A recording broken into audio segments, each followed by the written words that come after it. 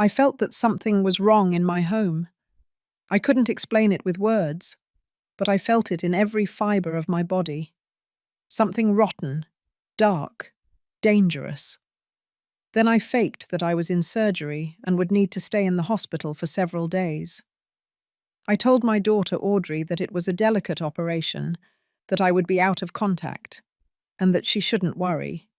But in reality, I was hiding in the house of Betty, my neighbour across the street, watching my own house as if I were a stranger. I had been there for hours, in the darkness, when that elderly lady touched my shoulder. Betty stared at me and whispered with a certainty that terrified me. "Wait until 12:15 a.m.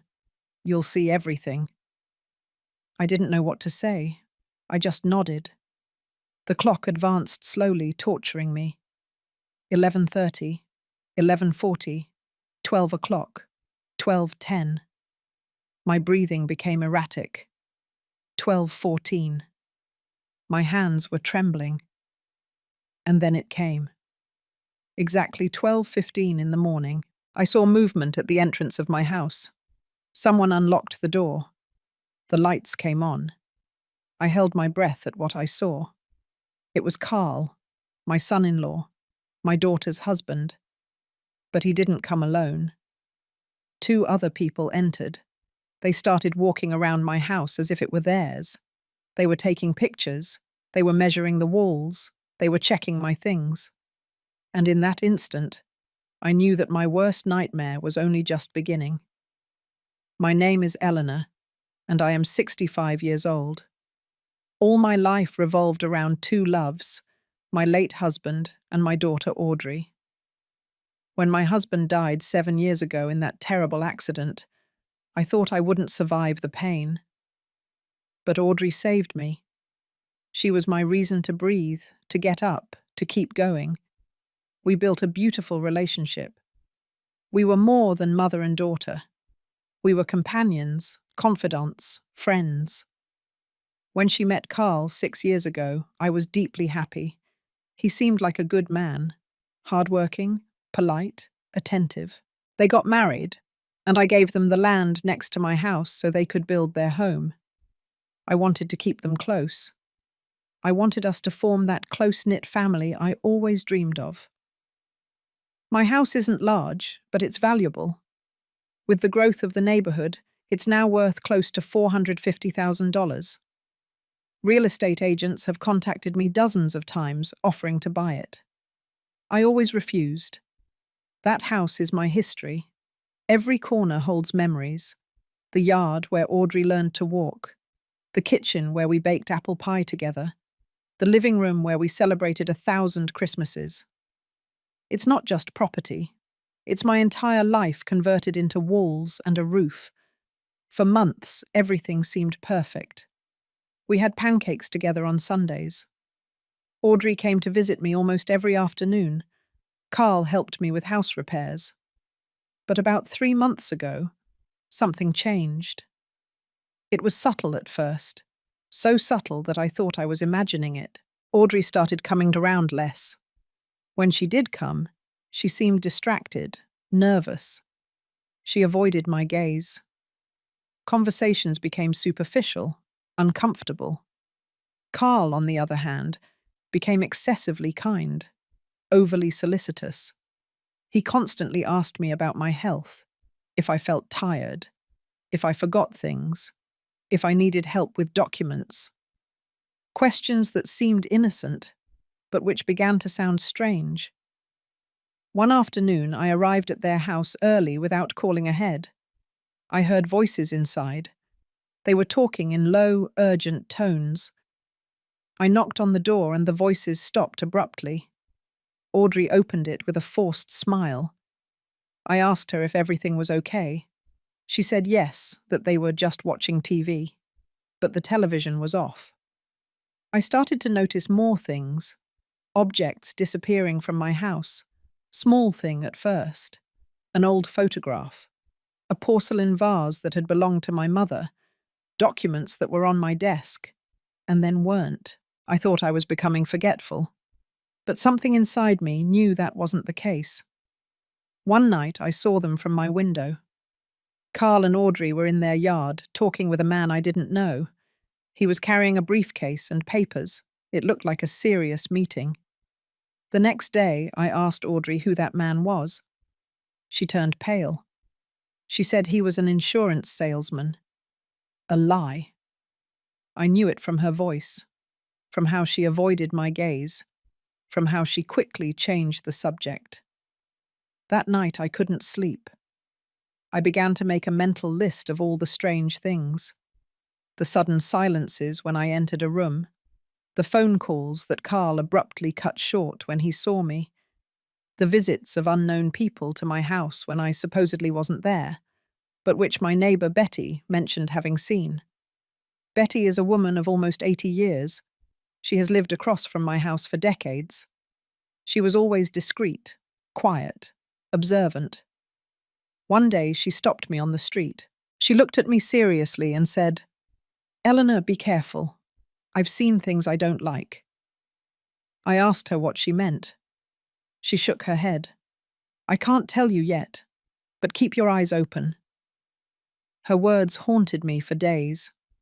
I decided to pay closer attention. I started writing everything down: dates, times, strange behaviors. A week later, I found a document in the pocket of Carl's coat. He had left it hanging in my house. I couldn't resist the temptation. I read it. It was a quote for a nursing home, a residence for seniors, with my name handwritten in the corner. I felt the ground open up beneath my feet. Why did Carl have that? Why was my name on it? I didn't say anything. I put the paper back exactly where it was.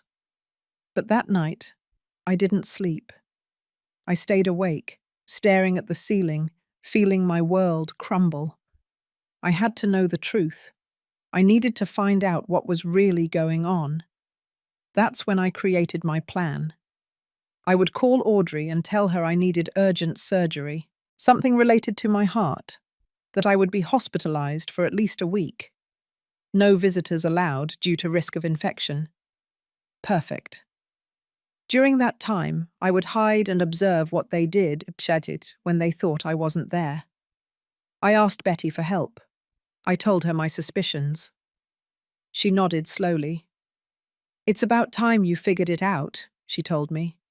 "Come to my house when you pretend to leave for the hospital. From my window, you'll see everything." So I did it. I called Audrey crying. I invented symptoms. I said the doctor insisted on operating immediately. She sounded worried, but I detected something else in her voice. Relief? Anticipation? I wasn't sure. Carl offered to take me to the hospital. I told him I had already called a taxi, not to bother. I packed a small suitcase. I left my house. But instead of taking a taxi, I walked straight to Betty's house. She was waiting for me with the door ajar. I settled into Betty's second-floor bedroom. From the window, I had a perfect view of my house and Audrey's house. It was 3 o'clock in the afternoon when I arrived. Betty brought me hot tea and chocolate chip cookies, but I couldn't eat anything. My stomach was clenched with anxiety. I sat by the window and waited. The hours passed with unbearable slowness. I saw Carl leave his house at 5 o'clock. He got in his car and left. Audrey left half an hour later. She also left.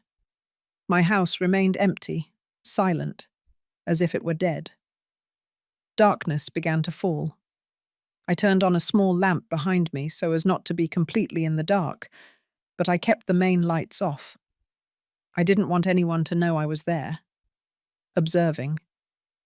Betty came up around 8 o'clock with hot soup. "You have to eat something," she told me firmly.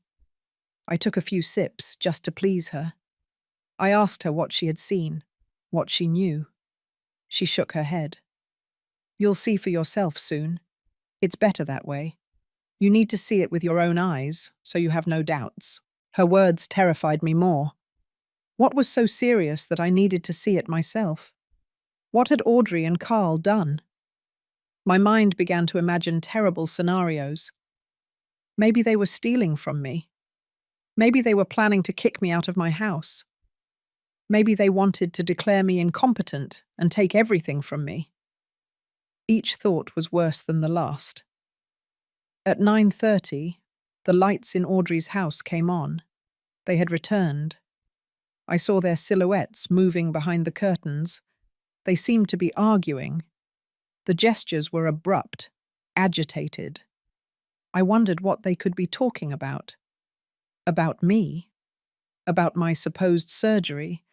About what they planned to do now that I was gone? At 10 o'clock, the lights went out. Everything was silent again. I looked at the clock. There were 2 hours and 15 minutes left until 12:15 a.m. Betty had told me to wait until that exact time. Why that specific time? What would happen then? Time dragged on like never before. Every minute seemed like an eternity. 11 o'clock at night, 11:30. My heart was beating faster and faster. 11:45. My hands were cold with sweat. Betty came up again and sat next to me in silence. She didn't say anything. She just waited with me. Her presence was comforting, but also unsettling. She knew something that I didn't know yet. 12 o'clock at night, midnight. The clock in Betty's living room chimed its solemn tolls. I held my breath. 12:05, 12:10. My eyes were fixed on my dark house. Nothing was moving. 12:14. Betty touched my shoulder softly. Almost, she whispered. And then it happened. Exactly at 12:15 in the morning, I saw a figure approaching my house from the side of the yard. He was carrying a small flashlight. It was Carl, my son-in-law. He walked carefully, looking everywhere, making sure no one saw him. He reached my front door. He took a key out of his pocket. My key. He opened the door with quick movements and went inside. The hallway lights came on. Seconds later, 2 more people arrived.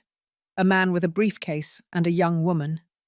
The 3 of them entered my house as if they had every right in the world. I held my breath. What the heck was going on? Betty handed me some binoculars. Take these. You're going to need to see this in detail. I took them with trembling hands and looked through them. The image immediately zoomed in. I could perfectly see the inside of my living room through the window. Carl was pointing at the walls. The man with the briefcase was taking notes.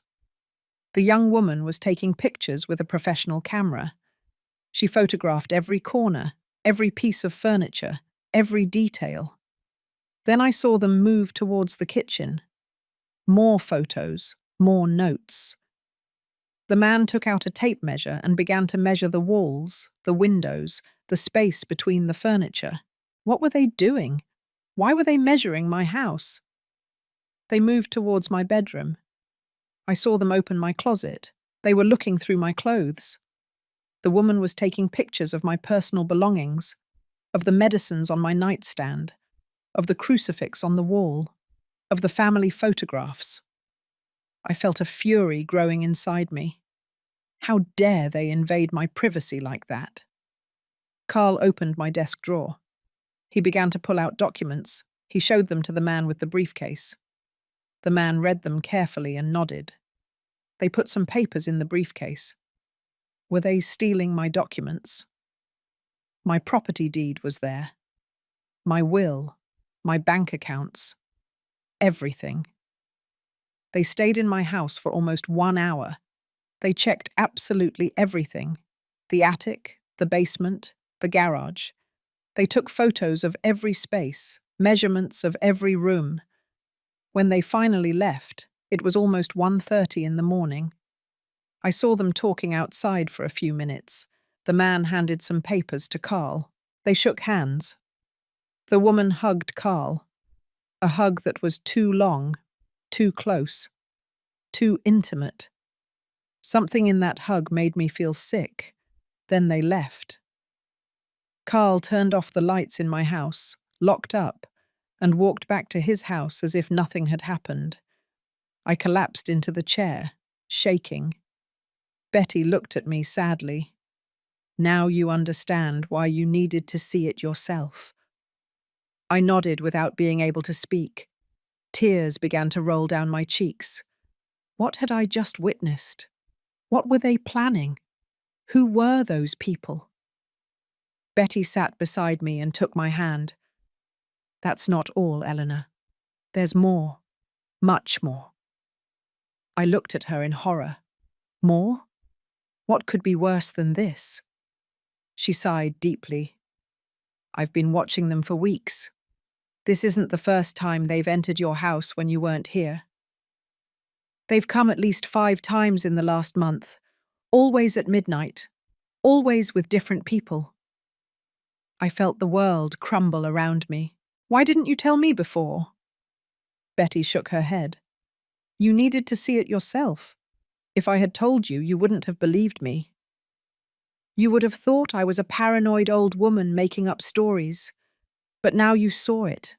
Now you know it's real. She was right.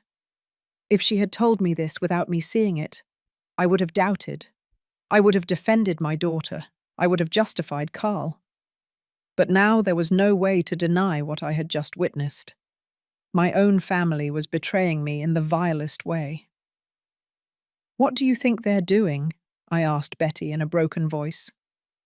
She looked at me seriously.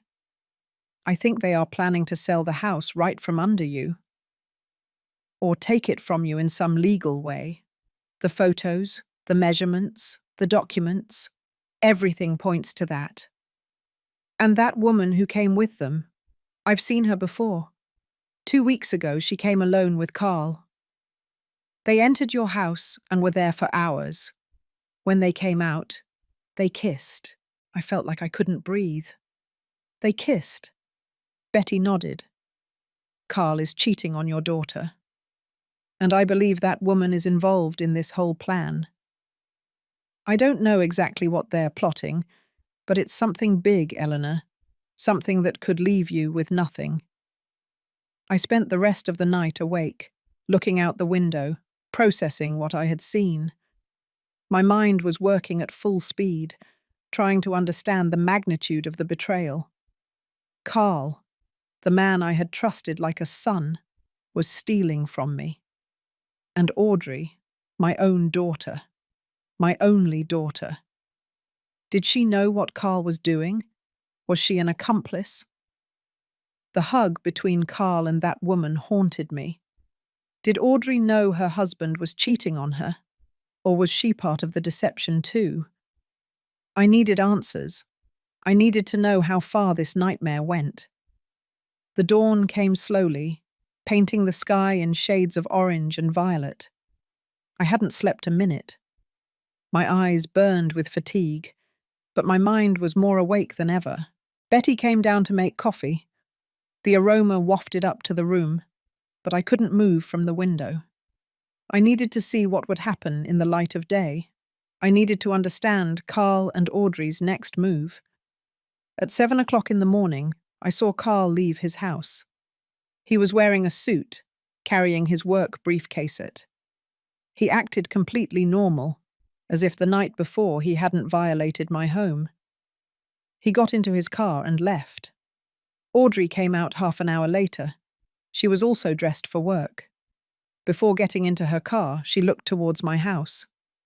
I could see her expression even from a distance. It wasn't concern. It was something else. Satisfaction? Anticipation? She left without another thought.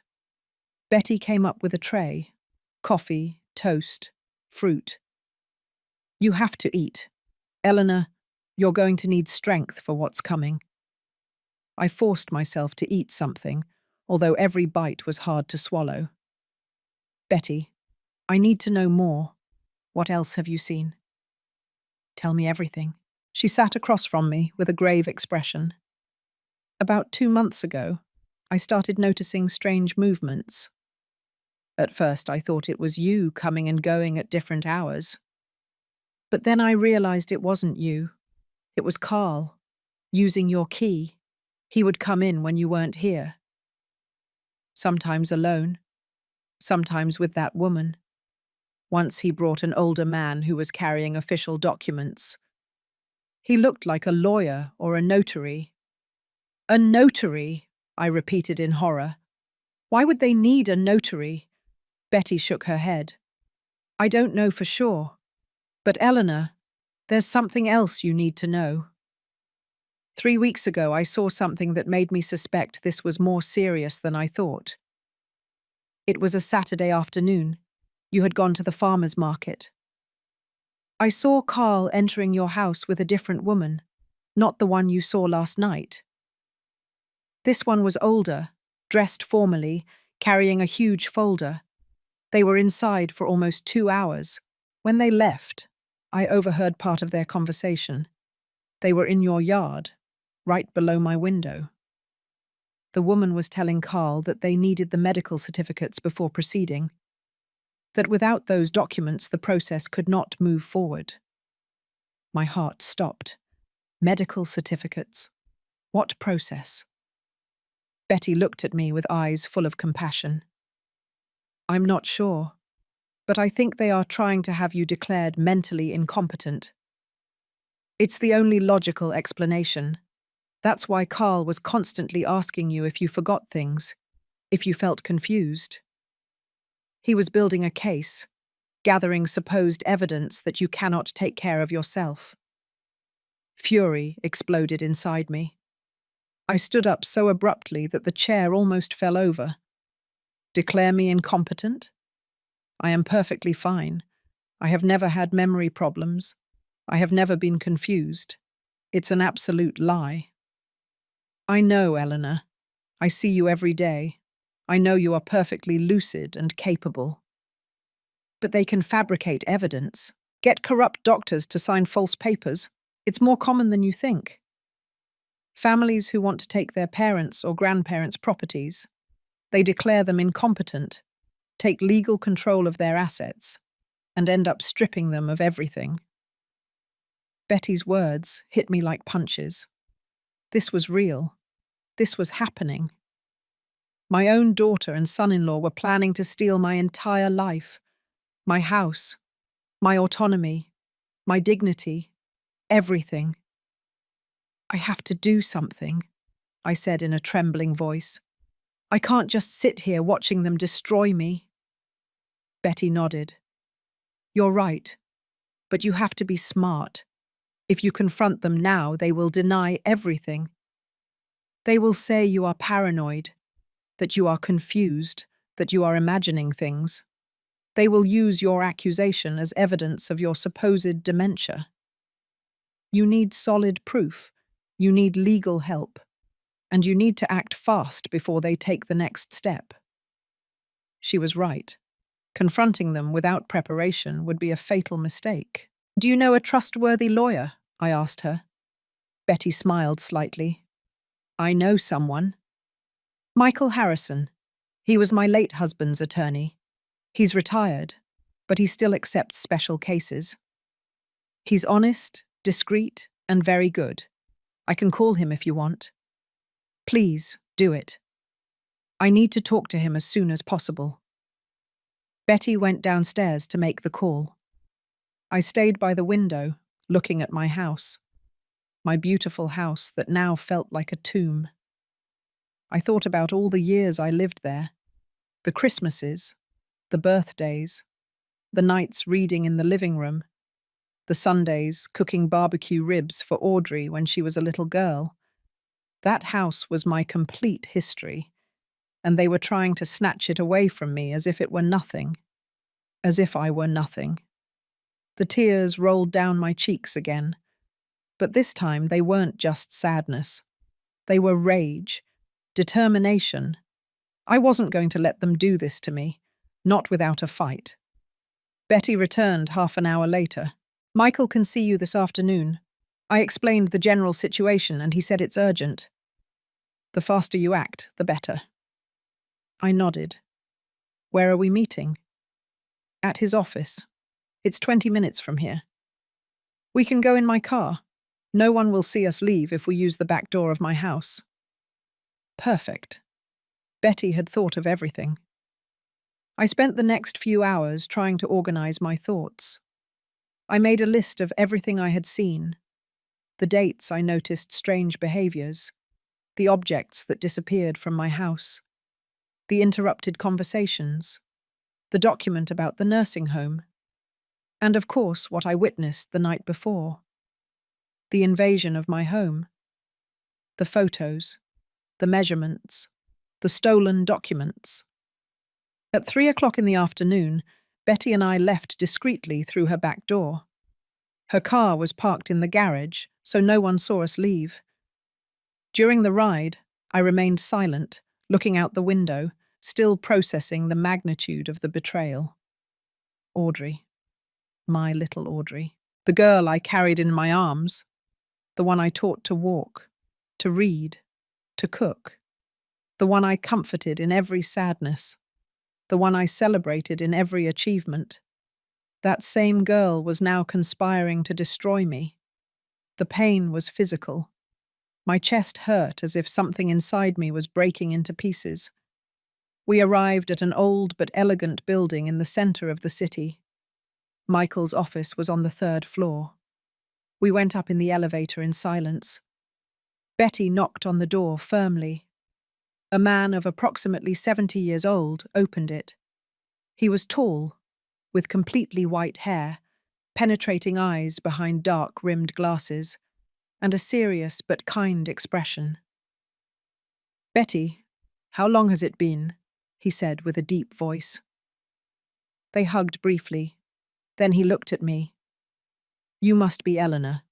Please, come in." His office was spacious, full of law books, diplomas on the walls, family photographs. We sat across from his huge wooden desk. Michael leaned back in his chair and studied me for a moment. "Betty told me the basics, but I need you to tell me everything from the beginning. Every detail is important." I took a deep breath and began to speak. I told him about the changes in Audrey and Carl, about the strange visits, the missing objects, the insistent questions about my health, the nursing home document, my plan to fake the surgery, what I saw last night from Betty's window, the intruders measuring my house, photographing everything, stealing documents, the suspicious hug between Carl and that woman. Everything. Michael listened without interrupting, taking meticulous notes. When I finished, he was silent for a moment, thoughtful. Then he spoke in a firm voice. "Eleanor, what you are describing to me is a classic case of family fraud with the intention of stripping you of your assets. They are probably planning to do several things simultaneously." He leaned forward. "First, declare you legally incompetent through false medical certificates. Second, obtain power of attorney over your properties and finances. Third, sell your house quickly before you can react. And fourth, possibly commit you to a nursing home against your will, so you cannot interfere with the process. I've seen cases like this before. They are devastating and completely illegal, but unfortunately they are more common than people think." I felt the room spin around me. "Can they really do all that?" Michael nodded gravely. "If they have the right documents and the right contacts, yes, they can move you like a chess piece before you realize it. That's why you acted well by faking the surgery and observing. Now we know what you're facing, and we can prepare a defense." "What should I do?" I asked in a desperate voice. Michael interlaced his fingers on the desk. "First, I need access to all your original documents.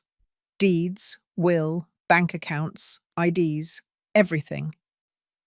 Second, we're going to give you a complete medical evaluation with doctors I trust to prove that you are perfectly capable mentally and physically.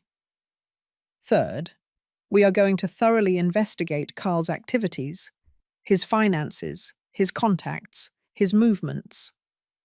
Fourth, we need to identify those people who entered your house last night. And fifth, we are going to prepare a legal trap to catch them red-handed. A trap? I asked, staring at Michael. He nodded with a calculating expression. Exactly. We can't simply accuse them without irrefutable proof that a judge cannot ignore. We need to catch them in the act. Document their actions, record conversation if possible, get irrefutable evidence of their criminal intentions. I leaned back in the chair, feeling the weight of all this on my shoulders. How much time do we have? Michael frowned. That is the critical question. From what you describe, they are already in an advanced phase. The measurements, the photographs, the document theft. I'd say they have an interested buyer and are preparing the paperwork to formalize the sale. Probably a matter of weeks, perhaps days. Betty leaned forward. Michael, what about the documents Carl stole from Eleanor's house? Can they use them to forge signatures? Michael nodded gravely. They can, and they probably will. With modern technology, forging signatures is relatively simple if you have original samples. That's why it's crucial for Eleanor to regain control of her documents immediately and protect them legally. I straightened up in the chair. I have a safe in my house. One that I installed years ago when my husband died. No one knows about it except me. It's hidden behind a false panel in my bedroom closet. That's where I keep my most important documents. Original deeds, my will, certificates, everything. Michael's eyes lit up. Perfect. That gives us a huge advantage.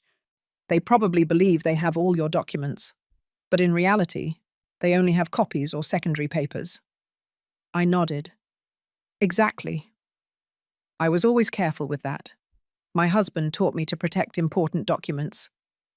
He said that in this world, you can't even trust your shadow. A bitter irony, considering I couldn't even trust my own daughter now. Michael took more notes. Good. This is what we will do. Tonight, while they sleep, you will enter your house with my assistant and a trusted locksmith. We will change all the locks. We will recover your documents from the safe. We will install hidden security cameras in strategic points. That way we can record any future attempt at invasion. Cameras? The idea surprised me. Yes, small, invisible, with real-time transmission to your phone and mine. If they try to enter again, we will have it all recorded. Invaluable evidence for the case. I took a deep breath, feeling a mix of fear and determination. It's all right. Let's do it. Michael continued. Early tomorrow you will go to my trusted doctor, Dr. Reynolds. He will perform a complete cognitive evaluation. Memory tests, logical reasoning exercises, decision-making ability, everything officially documented. That will destroy any attempt to declare you incompetent. You're in. And then? Then comes the difficult part. You need to return to your normal life. Pretend that the surgery went well and that you are recovering. Act as if you know nothing. Meanwhile, we will investigate silently. We will track Carl's movements. We will identify his accomplices. We will find out exactly what they are planning. And when we have everything documented, we will confront them legally with authorities present. The idea of having to pretend normalcy in front of the people who were betraying me made my stomach churn. I don't know if I can act like nothing is wrong in front of them. Every time I see Audrey, I feel my heart break again. Michael looked at me with compassion. I know. It's the most painful part of all this, but it is necessary. If they suspect that you know something, they will accelerate their plans or modify them. They could sell the house to a trusted third party to cover their tracks. They could destroy evidence. We need them to believe that everything is going according to their plan while we build the case against them. Betty took my hand. You're strong, Eleanor. You can do this. Think about your house, your life, your dignity. All that is worth fighting for. She was right. I closed my eyes for a moment, gathering strength. When I opened them, I had made my decision. It's all right. I will do whatever is necessary. Michael smiled for the first time. Excellent. Now, let's talk about costs.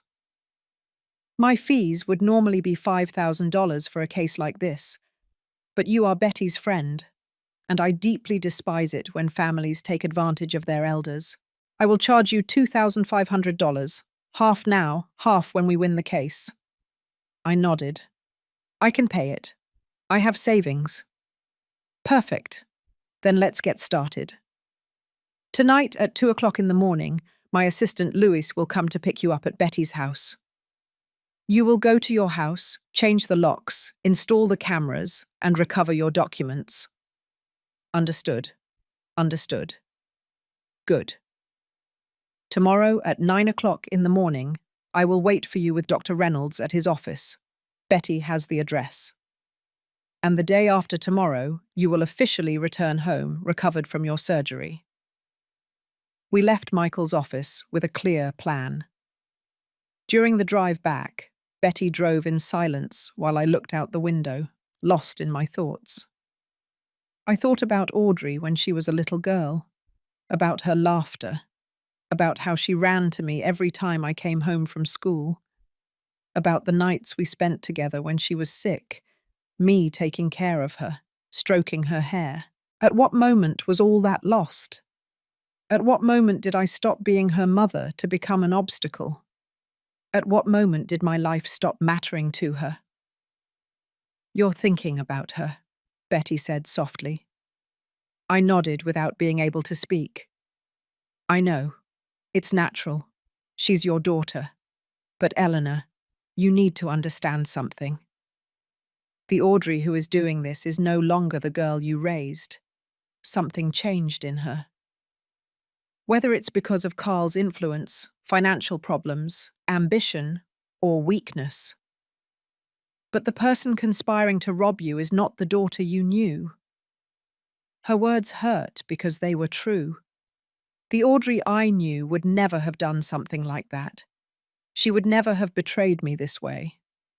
Something had changed profoundly in her, and I didn't know if I could ever forgive her. We arrived back at Betty's house around 6 o'clock in the evening. The sun was beginning to set, painting the sky in shades of pink and gold. From the second-floor window, I saw the lights turn on in Audrey's house. I saw her silhouette moving inside. Preparing dinner, probably. Acting as if she were a normal person, as if she weren't planning to destroy her own mother. Betty's phone rang. It was Michael. Betty? Put me on speaker. I need Eleanor to hear this. Betty activated the speaker. We're here, Michael. The lawyer's voice sounded urgent. Eleanor, my contacts have already started investigating. I have preliminary information that you need to know now.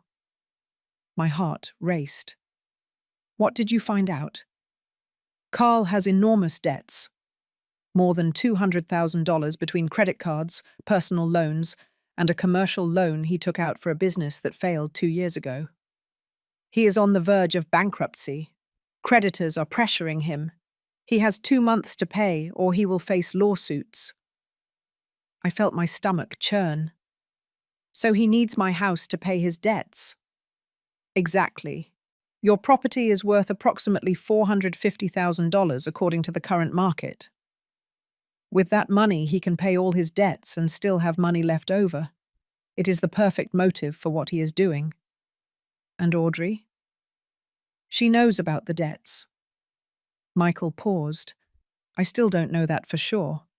But based on how they are acting together, I assume so. They are probably desperate. Desperation makes people make terrible decisions. And there is something else. His tone became even more serious. Tell me. The woman you saw hugging Carl last night. We've already identified her. Her name is Pamela Morris. She is a real estate agent, but she has a record. 5 years ago, she was involved in a similar case.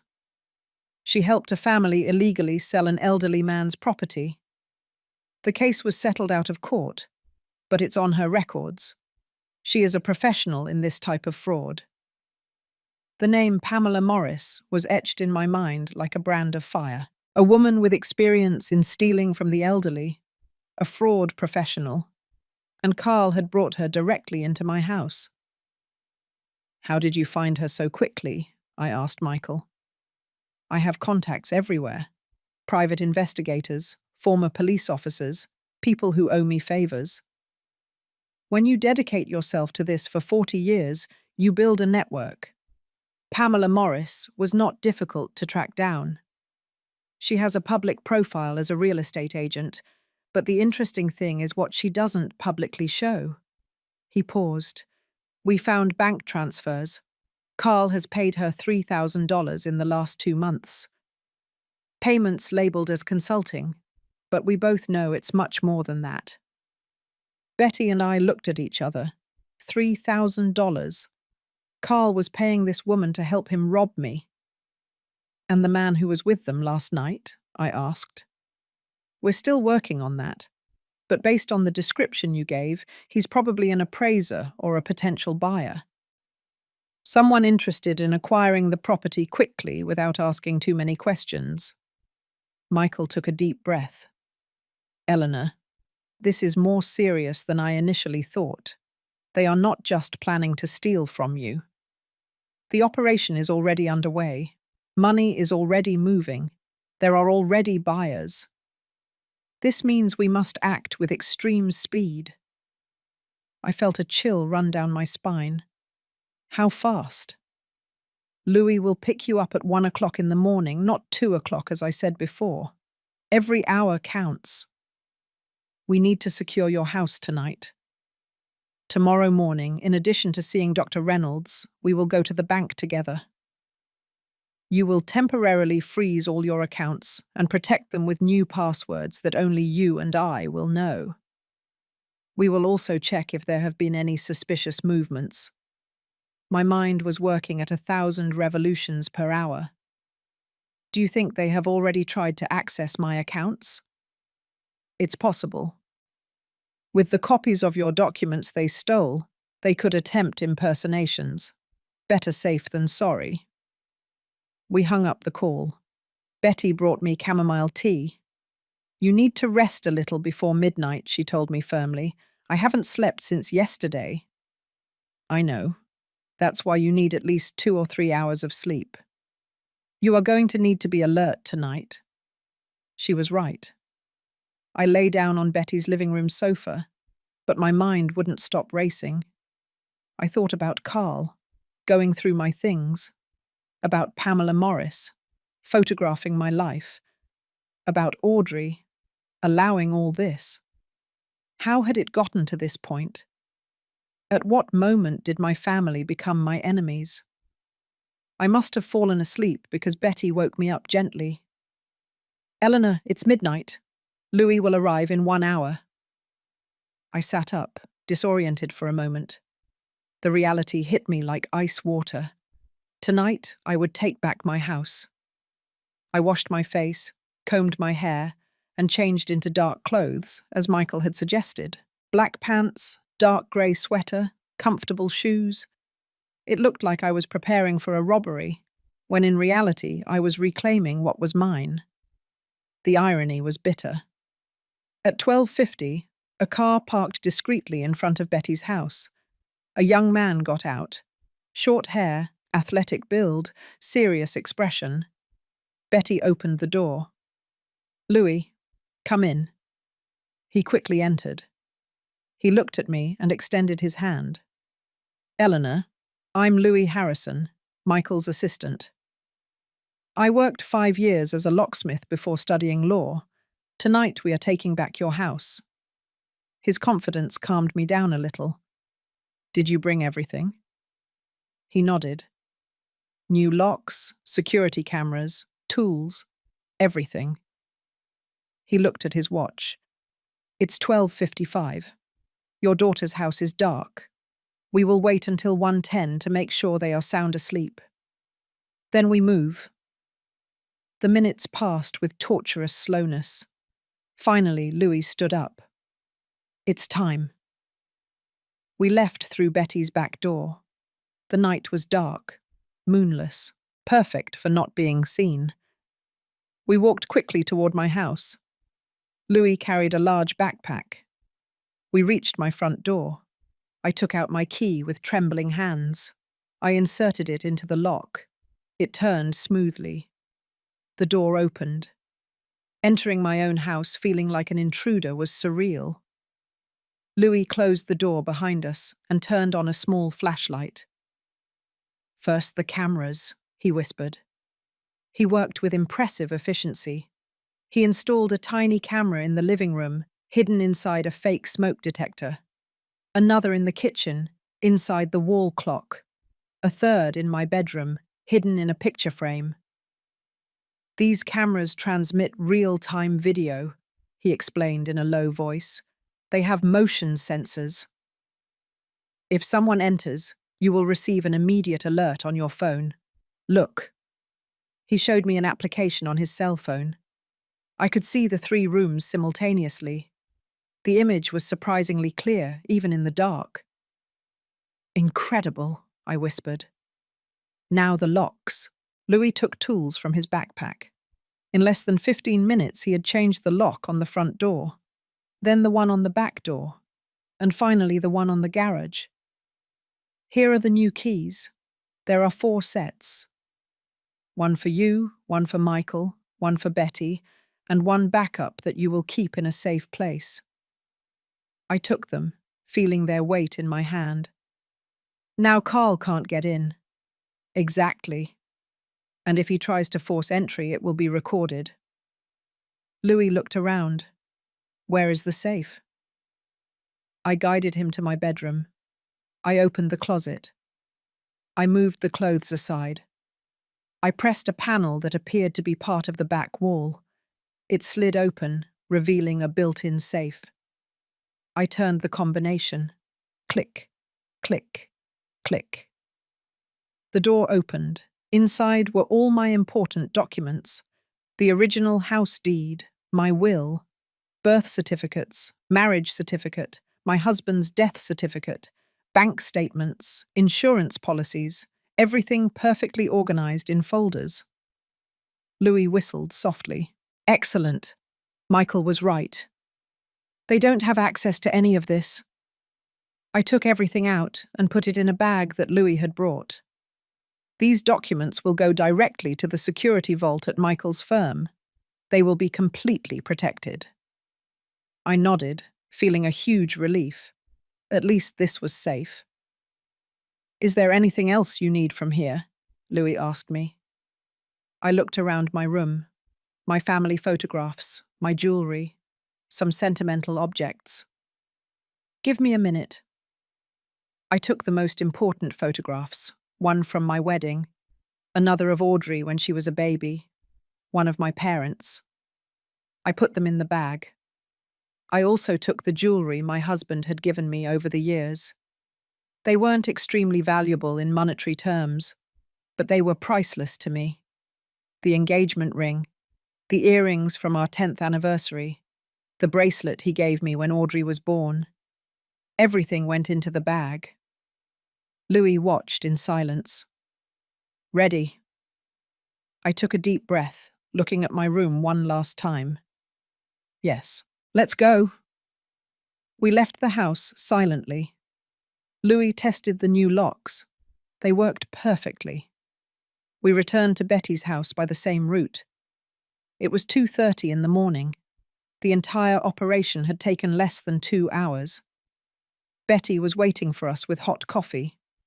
Louis put the bag with my documents on the table. Perfect. Michael will review all this first thing tomorrow. Eleanor, get some rest. I'll pick you up at 8 o'clock to go to Dr. Reynolds' office. He left, leaving me exhausted but strangely hopeful. At least I had regained some control. My documents were safe. My house was protected. I was no longer completely defenseless. Betty looked at me with pride. You did well, Eleanor. Very well. I collapsed onto the sofa, feeling the weight of the exhaustion. There's still a long way to go, right? She nodded. Yes. But you took the first step, the most important one. Now you have a defense. Now you can fight. I slept a few restless hours. I dreamed of Audrey. In the dream, she was a little girl again. We played in the yard. We laughed. We were happy. Then she suddenly grew up. She became an adult. She looked at me with cold eyes and said, I don't need you anymore, Mum. I woke up with tears in my eyes. Betty was already awake, preparing breakfast. Good morning. Louis will arrive in half an hour. I forced myself to eat something. Cereal with orange juice. I needed strength for what was coming. At 8 o'clock sharp, Louis knocked on the door. Ready to see Dr. Reynolds? I nodded. Ready. Dr. Reynolds' office was in a modern medical building, clean waiting room, friendly receptionist. We were immediately ushered in. The doctor was a man in his 60s, with a kind but professional expression. Eleanor, Michael explained the situation to me. We are going to do a complete cognitive evaluation. Don't worry. They are just tests to officially document that you are in perfect mental condition. The next 2 hours were intense. Memory tests, logical reasoning exercises, questions about temporal and spatial orientation, evaluation of decision-making ability. The doctor was meticulous, noting every answer. In the end, he looked at me with a smile. Eleanor, your results are excellent. Better than many people 20 years younger. There is absolutely no evidence of cognitive decline, dementia, or mental incapacity of any kind. I will prepare a detailed certified report. This will be invaluable if anyone tries to declare you incompetent. I felt enormous relief. Thank you, Doctor. It's a pleasure to help. I hate it when families try to take advantage of their elders. I'm glad you're fighting. We left Dr. Reynolds' office with the sealed and certified medical report. Louis carefully put it in his briefcase. This document is gold. Eleanor, it destroys any argument of incapacity they try to use against you. I nodded, feeling that I finally had weapons to defend myself. Now to the bank, Louis said, as he drove through the downtown streets. We arrived at the bank where I had had my accounts for more than 30 years. We asked to speak to the manager. Mr. Jenkins knew me well. When I explained that I needed to review recent movements and protect my accounts, his expression became serious. Let me check your history. His fingers flew over the keyboard. Suddenly he frowned. Eleanor, there was an attempted access to your account 4 days ago. Someone called on the phone providing your personal details and requesting information about your balances. I felt my heart stop. What information did they give? Social security number, date of birth, address. Everything correct. But since we have security protocols, we asked for a security word that you established years ago. The person could not provide it, so we denied the information. Louis leaned forward. Did they register the number they called from? The manager checked. Yes, here it is. He wrote the number on a piece of paper. Louis immediately photographed it with his phone. Mr. Jenkins, we need to change all the passwords and security words for Mrs. Eleanor's accounts. Also set up alerts for any unusual movement. Of course, we will do everything immediately. We spent the next hour reconfiguring the security of my accounts.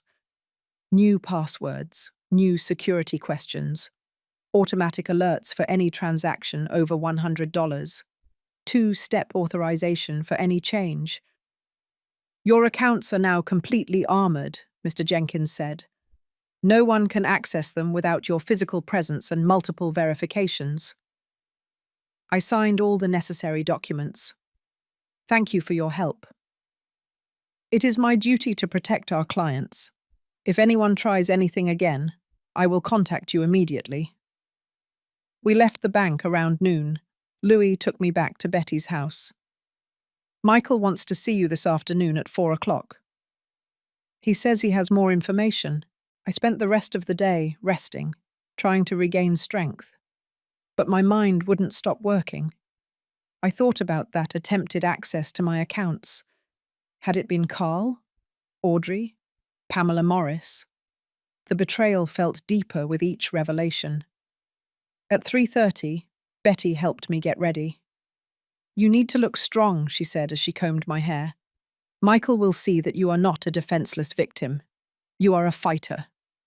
Her words encouraged me. Louis arrived on time. The ride to Michael's office was silent. I looked out the window, watching the city that had been my home all my life. I wondered how many people like me were being betrayed by their own families right now. How many elderly people were losing everything without even knowing it? The injustice filled me with fury. We arrived at the office. Michael was waiting for us with a grave expression. On his desk were folders, photographs, documents. Eleanor, sit down. I have a lot to tell you. I sat down, mentally preparing myself. Tell me everything. Michael opened a folder. First, we identified the man who was with Carl and Pamela the other night. His name is Jeff Soto. He's a real estate investor. He buys cheap properties, remodels them, and resells them. He has a reputation for not asking too many questions about the origin of the properties he acquires. Perfect for what Carl needs. He showed a photograph. It was the same man I had seen measuring my house. Second, we tracked the phone number from which they tried to access your bank account. It is a prepaid phone bought 2 months ago, but we triangulated the location of the call. It was made from your daughter's house. I closed my eyes, feeling a pang of pain. So it had been from their house. Audrey was definitely involved. There was no way to deny it. Michael continued. Third, we found something very interesting. Carl and Pamela do not just have a professional relationship. They have been having an affair for at least 6 months. I have photographs. He opened another folder. There were photos of Carl and Pamela together, entering hotels, kissing in parking lots, hugging in restaurants. My stomach turned. Does Audrey know? I asked in a voice barely audible. Michael sighed. That is the most complicated thing. According to our investigation, yes. She knows and she allows it. How can you be sure? Louis intervened.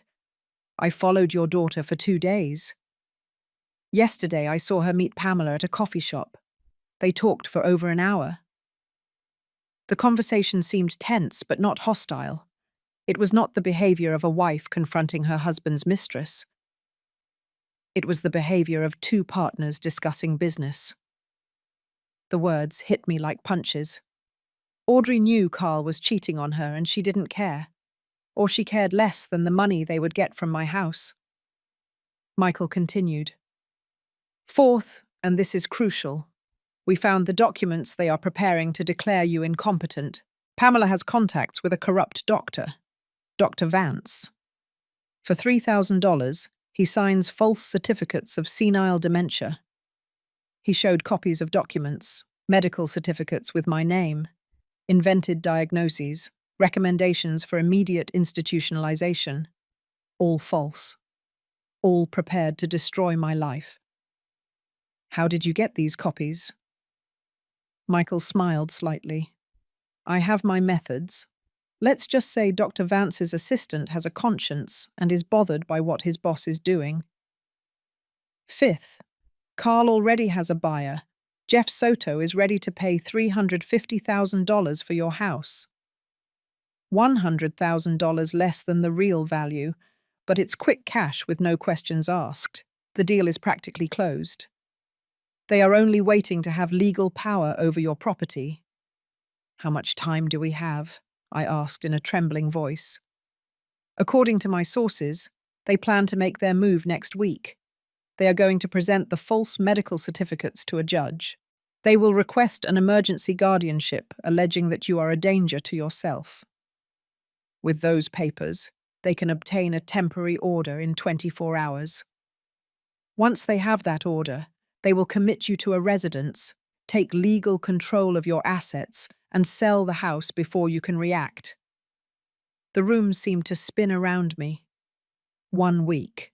We only have 1 week. Michael nodded. That's why we must act now. But we have advantages. Your documents are protected. Your accounts are armored. Your medical evaluation proves your capacity. And we have evidence of their conspiracy. What do we do then? Michael leaned back in his chair. Here comes the delicate part. Tomorrow you will return to your house. Officially recovered from your surgery. You will act completely normal. They will come to visit you. To make sure that everything is going according to their plan, you will pretend that you know nothing. Meanwhile, I will file a formal complaint with the prosecutor with all the evidence we have collected. Fraud, forgery of documents, attempted theft, conspiracy. Everything. He leaned forward. Simultaneously, I will request a protection order and a restraining order against Carl, Audrey, Pamela, and anyone else involved, prohibiting them from approaching you or your property. And then we wait for them to make their final mistake. When they try to present the false documents to the judge, we will be waiting for them. With prosecutors, with the police, with the full force of the law, we will catch them in the act of committing formal fraud. That is a serious crime with severe criminal consequences, Louis added. The cameras in your house are also crucial. If they try to enter again, it will be recorded. More invaluable evidence for the case. Michael closed his folders. Eleanor, this is going to be painful. Seeing your daughter arrested will not be easy, but it is necessary. Not only to protect you, but so that they face the consequences of their actions. I took a deep breath, feeling the weight of all this. I know. A few days ago I would have said that I could never do this, that I could never report my own daughter. But after seeing everything they have done, everything they plan to do, she is no longer my little Audrey. She is a stranger who is willing to destroy me for money. Michael looked at me with respect. That clarity is important. It will keep you strong for what's coming. I stood up. Then let's do it. Tomorrow I go back to my house. And let the countdown begin. I left that office feeling a mixture of terror and determination. Tomorrow I would have to see the people who betrayed me and pretend that I knew nothing. I would have to hug them, smile at them, act as if everything was fine, while the clock advanced towards their inevitable destruction. Justice would come. I just needed to be strong enough to get to that moment. The next morning dawned grey and cold. I woke up at Betty's house, feeling the weight of what I had to do. Today I would return to my home. Today I would face my daughter and my son-in-law, knowing the whole truth, but feigning total ignorance. Betty prepared a hearty breakfast for me. You need strength for what's coming, she said, as she placed scrambled eggs in front of me. I ate mechanically, without tasting anything. My stomach was closed off by anxiety. At 9 o'clock in the morning, Louis arrived to take me.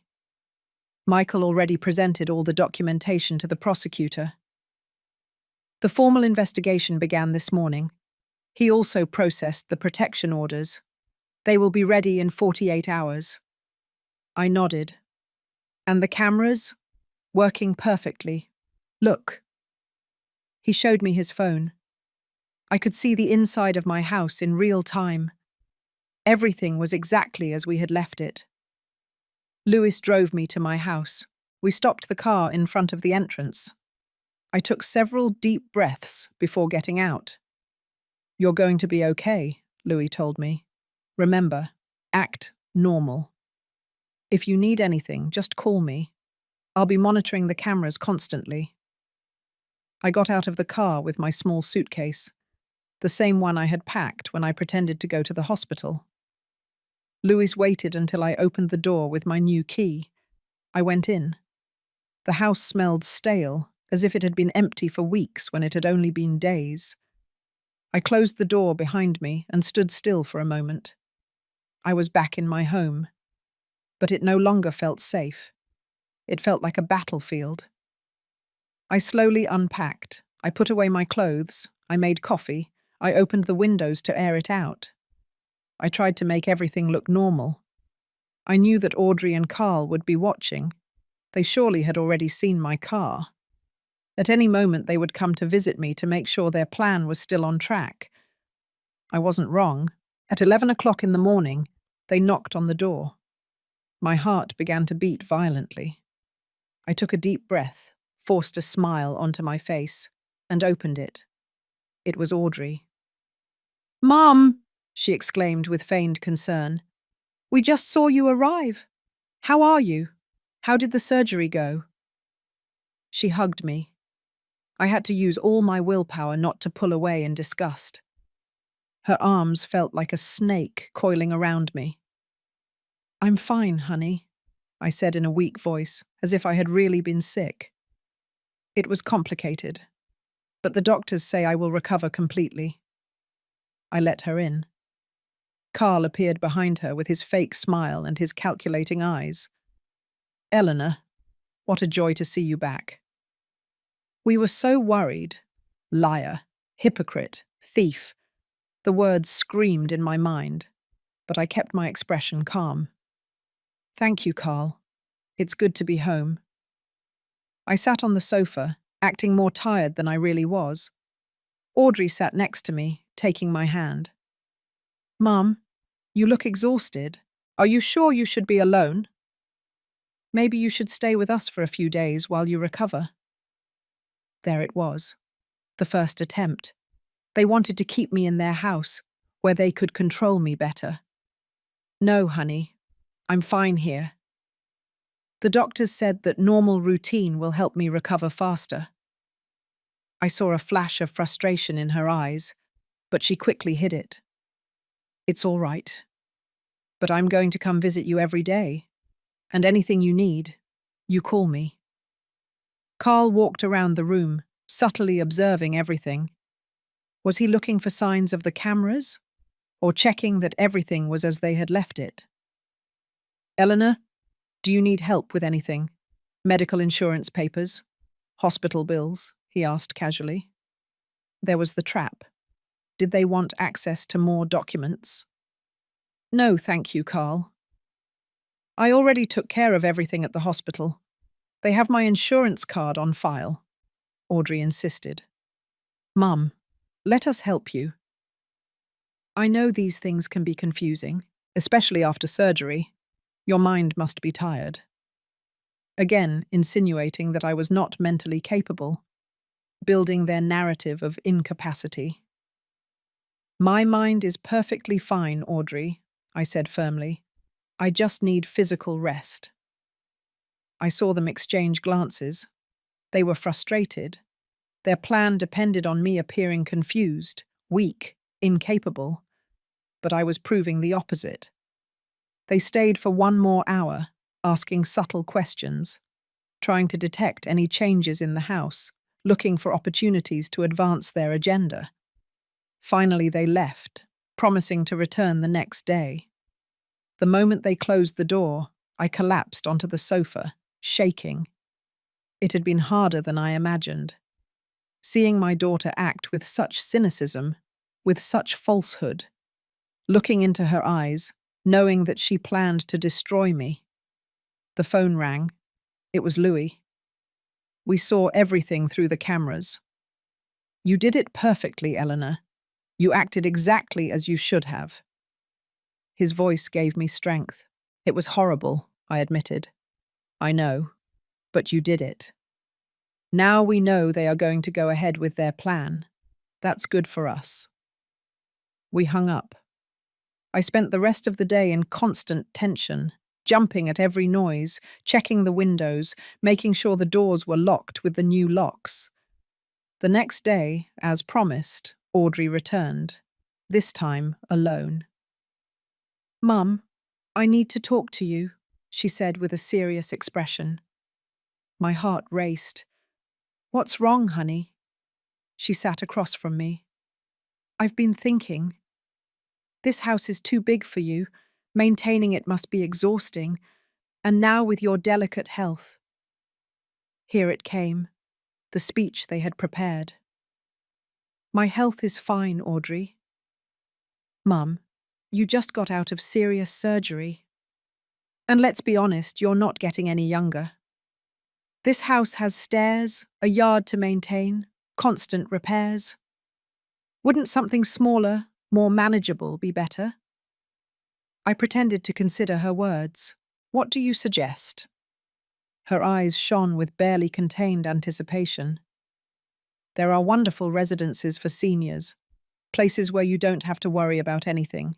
Prepared meals, cleaning included, nurses available 24 hours. And you could sell this house. The money would give you financial security for the rest of your life." Every word was like a knife in my heart, but I kept my face neutral. "I don't know, Audrey. This house holds a lot of memories."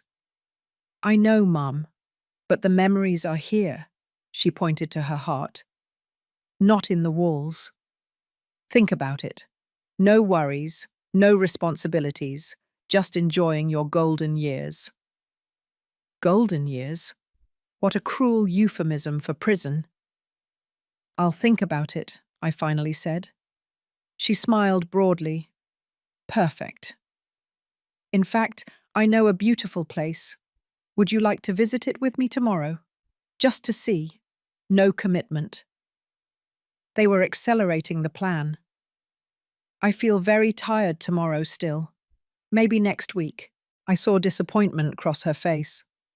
"It's all right, but don't postpone it too long, Mum. It's important to think about your future." After she left, I immediately called Michael. They just made their move.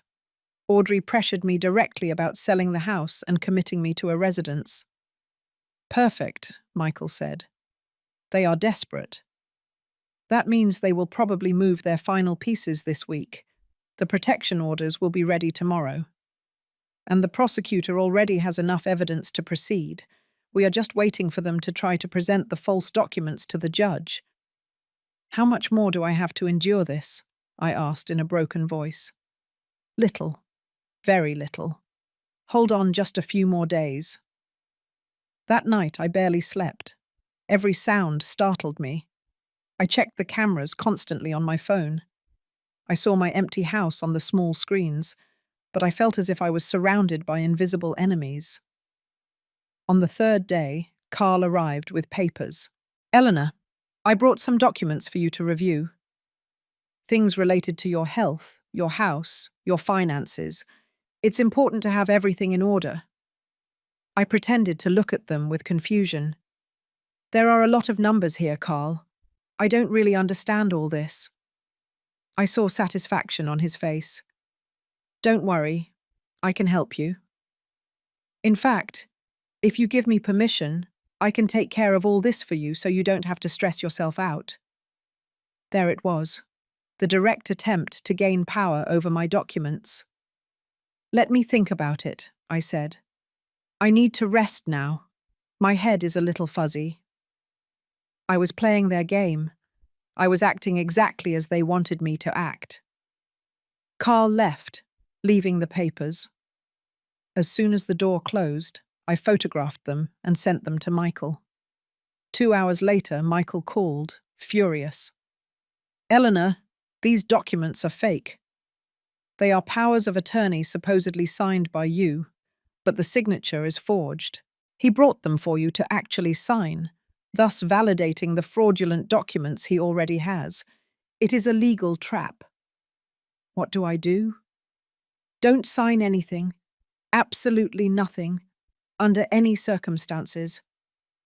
I won't. Good. Because tomorrow everything ends. The prosecutor will file the formal charges tomorrow at noon.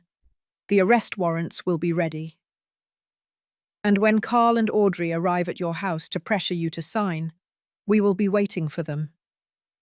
The morning of the final day dawned with a strange silence, as if the entire city was holding its breath, waiting for what was coming. I got up early, showered, and dressed carefully. I wanted to look dignified for what was about to happen. Michael had called me at 7 o'clock. Eleanor, everything is ready. The detectives will arrive at your house at 11 o'clock. Carl and Audrey are scheduled to appear before the judge at 1 o'clock in the afternoon with the fake documents. But they will never make it to that appointment. We will arrest them at your house when they try to pressure you to sign. My heart was beating so hard I could hear it in my ears. Are you sure they will come? Completely. We have Carl's line tapped. This morning he called Pamela confirming that he would get your final signature today. They are desperate. It's their last day before the creditors initiate legal proceedings against them.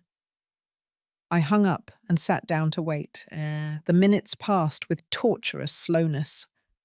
At 10 o'clock, Betty called. Eleanor, how are you?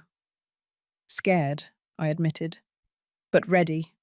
Today everything ends. You are the bravest woman I know. I'll be thinking of you. At 10:30, two discreet cars parked on the street.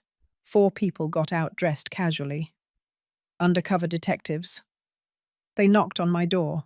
I opened it quickly. Mrs. Eleanor, I am Detective Miller. We have come to witness what is about to happen. We need everything to be completely legal. They entered and positioned themselves strategically. 2 in the kitchen, hidden behind the door. 2 in the hallway that led to the bedrooms. Invisible, but present. Act normally, Detective Miller instructed me. When they arrive, let them talk. Let them pressure you. Let them show their intentions. We will record everything. At 11:15, I heard Carl's car park. My stomach twisted. They knocked on the door. I took a deep breath and opened it. Audrey and Carl entered with smiles that didn't reach their eyes. Mum, good morning. How did you sleep? Audrey asked, kissing my cheek. The kiss felt like venom on my skin. Good, honey. Carl carried his briefcase. Eleanor, we brought the papers we left the other day. It's important that we sign them today. We have an appointment with the notary at 2 o'clock. They sat down in the living room. Carl opened the briefcase and took out several documents. Look, everything is clearly explained here. This paper gives you peace of mind. It authorizes us to help you with your finances while you recover. This other one is for the sale of the house. And this last one is for your voluntary admission to the residence we visited. A lie. I had never visited any residence. I don't know, Carl. It's too much to process, I said in a trembling voice, feigning confusion. Audrey took my hand. Mum, trust us. We are your family. We only want what's best for you. Sign here and here and here. She pointed to dotted lines on each document. Everything will be fine. You won't have to worry about anything anymore. Carl added pressure. Eleanor, we need to do this today. The notary is only available this afternoon. If we don't sign now, we will lose the opportunity. And honestly, with your state of health, we can't risk waiting any longer. My state of health is fine, I said weakly. Mum, you just had serious surgery, Audrey insisted. And we have noticed that you are more forgetful, more confused. It's normal at your age. That's why you need help. Our help. Carl put a pen in my hand. Sign here, Eleanor. Do it for your own good. His hand squeezed mine tightly. Too much strength. It was physical intimidation disguised as help. "I'm not sure," I whispered. "Mum, please." Audrey's voice rose in tone. "We're trying to help you. Why are you making it so difficult?" Carl leaned close to me. "Eleanor, listen carefully. You are going to sign these papers now. If you don't, we will have to take more drastic measures. We have medical certificates that prove that you are not mentally capable. We can do this the easy way or the hard way. You decide." There it was, the direct threat. The mask had completely fallen. "Are you threatening me, Carl?" I asked with a firmer voice. "I'm being realistic. This house is going to be sold. You are going to go to that residence, and we are going to manage your money. That is going to happen one way or another. I'm giving you the option of doing it with dignity, by voluntarily signing. Or we can go to court where a judge will declare you incompetent and give us total control. Which do you prefer?" Audrey remained silent, looking at the floor, a silent accomplice to everything. "Look at this," Carl said, taking out more papers. "These are the medical certificates from Dr. Vance. They clearly state that you suffer from advanced dementia, that you represent a danger to yourself.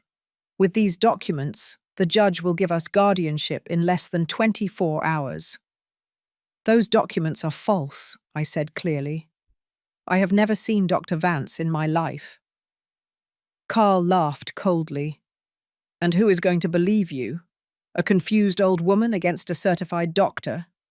Please, Eleanor, don't be naive." He stood up, looming over me threateningly. "Sign. Now." At that moment, Detective Miller came out of the kitchen. "I think we've heard enough." Carl and Audrey froze. Their faces went from arrogance to terror in seconds. "Who the hell are you?" Carl yelled. The other 3 detectives came out of their hiding places. "Detective Miller, Fraud Division." "Carl Reed, Audrey Reed, you are under arrest for attempted fraud, forgery of documents, coercion, conspiracy to commit theft, and elder abuse." Chaos erupted. Carl tried to run towards the door, but 2 detectives intercepted him. They threw him to the floor, handcuffing him while he shouted obscenities. Audrey remained paralyzed, tears rolling down her cheeks. "Mum, I didn't want to. Carl forced me." Lies until the end. "Audrey Reed, you have the right to remain silent." A detective began to read her rights while handcuffing her. "Mum, please, forgive me. I didn't know we would go this far, I swear." I looked her in the eyes. "You knew exactly what you were doing, and you did it anyway." At that moment, more officers entered through the door. Michael arrived behind them. "Eleanor, are you okay?" I nodded, unable to speak. Seeing my daughter handcuffed tore me apart inside despite everything. They took Carl and Audrey out of my house. Carl continued to shout threats. Audrey was crying hysterically. The neighbors had come out to see the spectacle. Betty was at her door with tears in her eyes, but an expression of relief on her face. Michael closed the door, leaving us alone. "It's over, Eleanor. They can't hurt you anymore." I collapsed onto the sofa, trembling uncontrollably. The tears I had been holding back for days finally burst forth. I cried for the daughter I had lost, for the family I would never have again, for the innocence and trust they had stolen from me. Michael sat beside me in silence, letting me cry everything I needed to. After several minutes, I managed to calm down. "What happens now?" I asked in a hoarse voice. "Now they face serious criminal charges: fraud, forgery, attempted theft. Each charge carries between 3 and 10 years in prison. With all the evidence we have, there is no way for them to escape." Pamela Morris and Dr. Vance are also being arrested at this moment. Jeff Soto is being interrogated. I processed the information slowly. Audrey will go to prison. It is very likely, unless she reaches an agreement with the prosecutor, yes. I closed my eyes. My daughter in prison. The image shattered me. You did the right thing, Eleanor, Michael said firmly. What they did to you is unforgivable.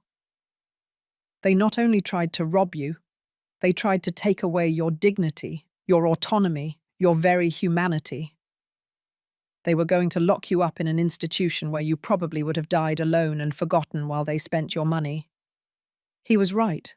I knew it rationally, but the heart does not understand logic. When can I testify? In a few weeks. The prosecutor will prepare the case. You will need to be strong and tell everything before the judge. I nodded. I will do it. I will testify against them. Not for revenge, but for justice, so that no one else has to go through this. Michael smiled sadly. You are an extraordinary woman, Eleanor.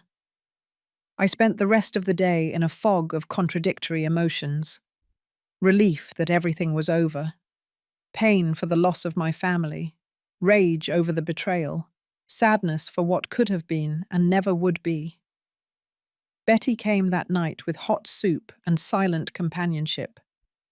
You don't have to talk, she told me. I'm just here. Her presence was comforting. I realized that I had found more family in this neighbor than in my own blood. The following weeks were a whirlwind of legal proceedings, statements to the prosecutor, meetings with lawyers, preparation of testimony. Michael guided me through every step with infinite patience. Carl and Audrey were released on bail, but the restraining orders prohibited them from approaching me or my property. Pamela Morris and Dr. Vance also faced charges. Jeff Soto cooperated with the authorities in exchange for immunity, revealing that there were 3 other similar cases in which Pamela had been involved.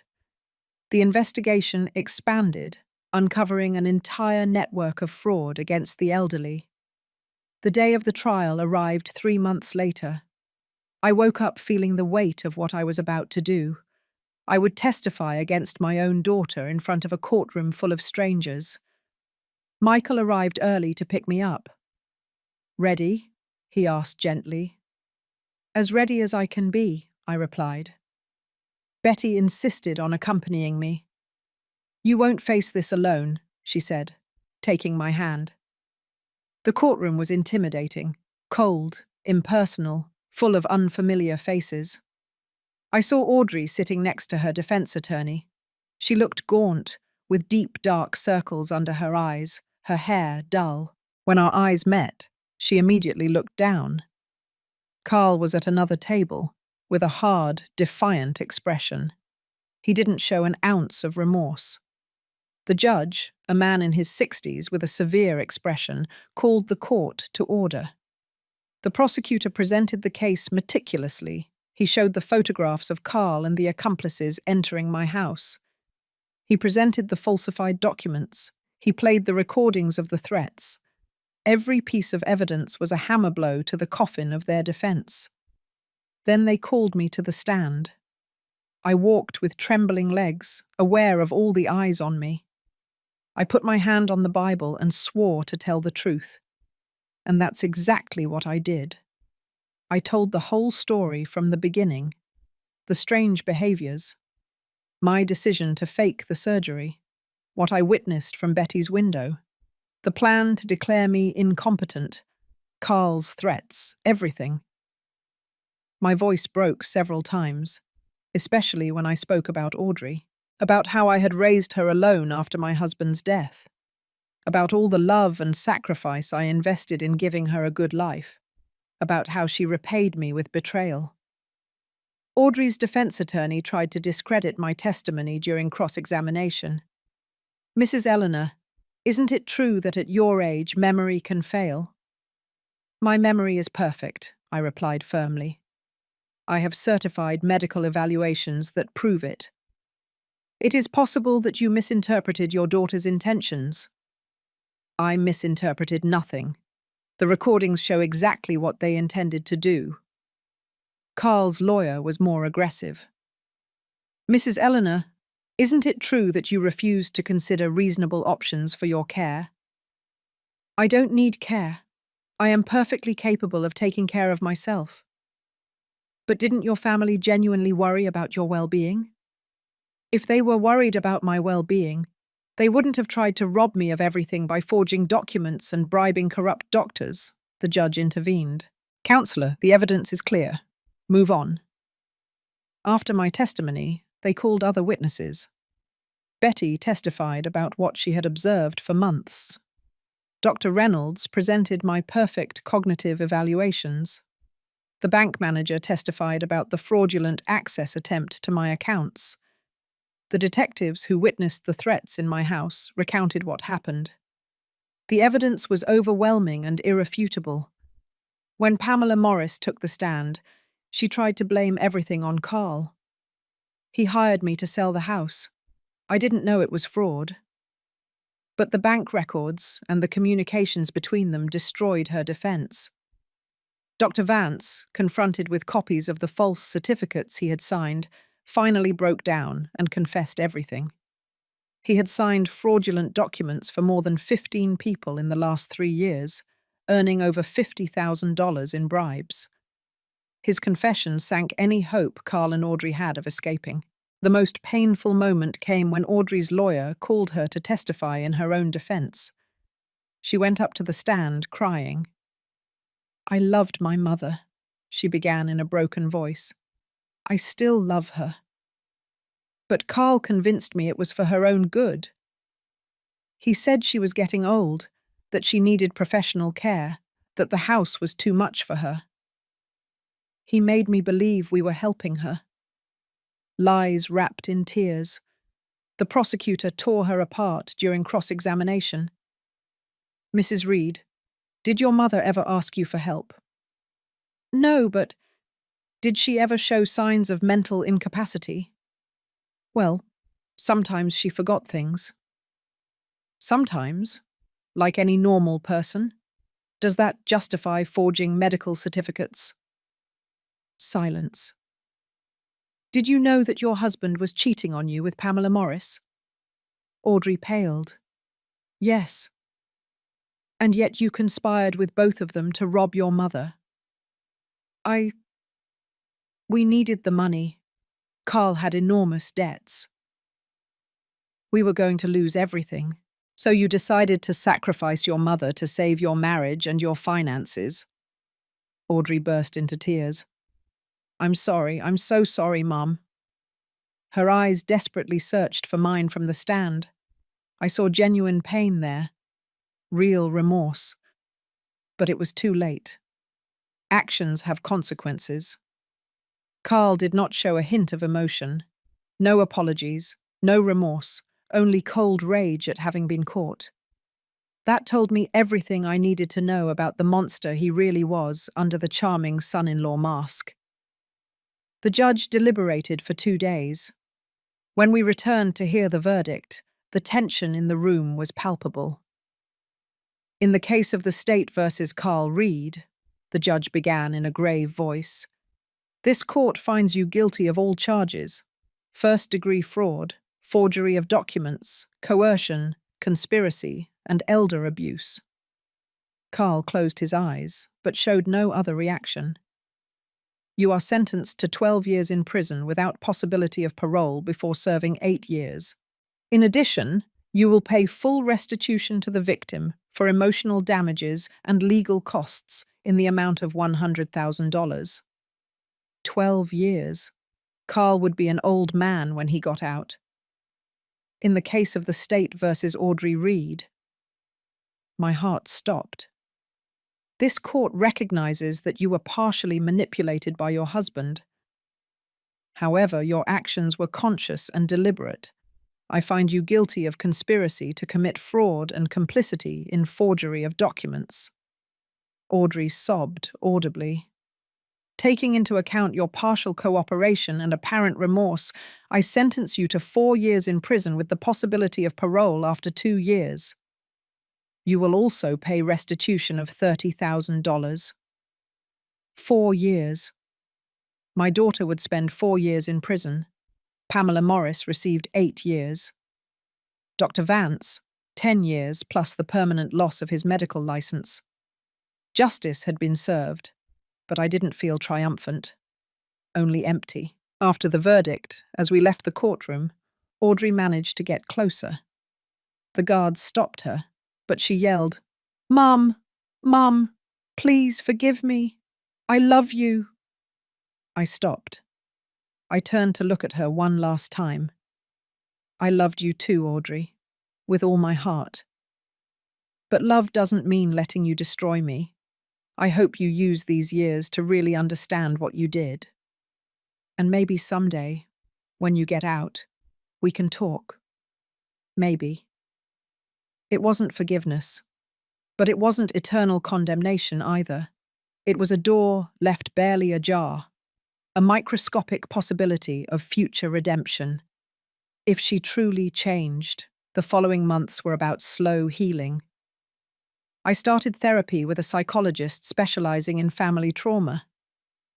I sold some objects that reminded me too much of Audrey and Carl. I redecorated my house, making it mine again. Betty became my best friend, the sister I never had. Other neighbors I knew superficially approached me offering genuine friendship. I formed a new circle, small but authentic. Michael became a close friend. Sometimes he would come over for coffee, and we would share stories about our lives. I discovered that I had a whole community that I had never noticed before. 1 year after the trial, I was sitting in my renovated yard, having tea in the afternoon sun. The flowers I had planted bloomed in bright shades of yellow and coral. Betty arrived with freshly baked pound cake. We sat together in comfortable silence, enjoying the moment. My phone rang. It was Michael. "Eleanor, I thought you'd want to know. Audrey has been well behaved in prison. She took classes, worked in the library, attended therapy. She is requesting to see you. You don't have to if you don't want to, but she has the right to ask." I looked at the flowers in my yard.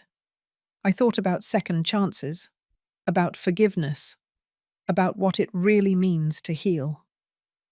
"Tell him I'll think about it," I finally replied. "I'm not ready yet, but maybe someday."